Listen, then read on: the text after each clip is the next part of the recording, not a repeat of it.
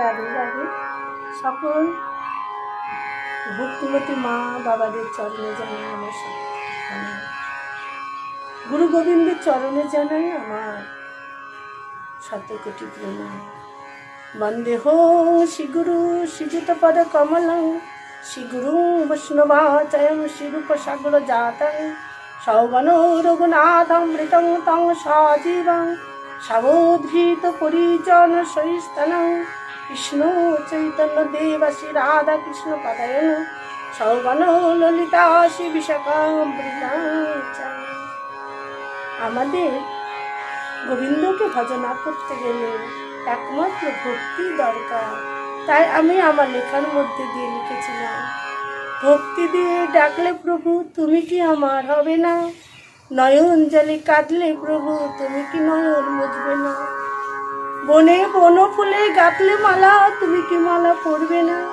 দুঃখের ঘরে খুদের নাড়ু তুমি কি সেবা করবে না? হৃদয় ব্যথায় ডাকলে প্রভু ব্যথির ব্যথা বুঝবে না?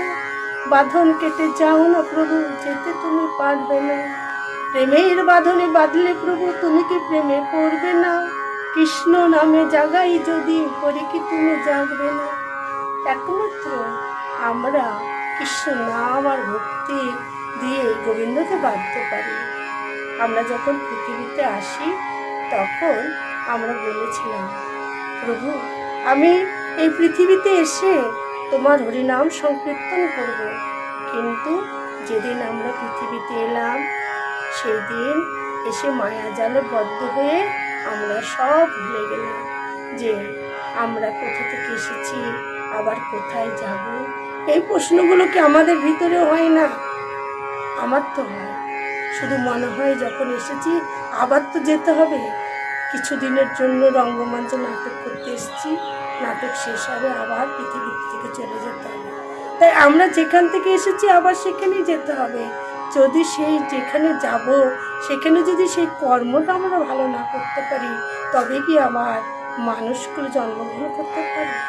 মনুষ্য দেহ জন্ম হওয়া 84 লক্ষ জনি ভ্রমণ করে তবেই আমরা এই মানব দেহটাকে পেয়েছি। এই দেহটাকে অবহেলিতের জন্য নয়।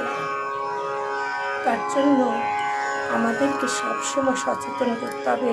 বিবেকানন্দের আদর্শ পালতে হবে, রবীন্দ্রনাথের আদর্শ পালতে হবে, মহাপুরুষদের আদর্শ মানতে হবে।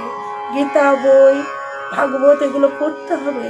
এইগুলো যদি পড়া যায়, আমরা যদি জ্ঞান অর্জন না করতে পারি তাহলে আমরা কখনো মনুষ্য জীবন লাভ করতে পারব না।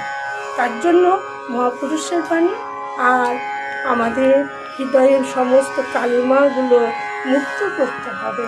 সকলকে ভালোবাসতে হবে। বাবা মা বন্ধু বান্ধব সকলকে আপন করে নিতে হবে। কাউরি মনে দুঃখ দেওয়া যাবে না, কারণ কাউকে দুঃখ দিতে গেলে নিজেকেই দুঃখ পেতে হবে। আমরা কষ্ট পাই আমাদের দুঃখের জন্য, আমাদের কর্মের জন্য। কাউকে দোষ দেওয়া উচিত নয়। তাই সারদামণি বলেছেন যে কাউরি দোষ ধরো না। আমরা যেটা কষ্ট পাই, আমরা কিছু দুঃখ পাই, সেটা কিন্তু আমাদের নিজের জন্য, নিজের কর্মের অনুযায়ী।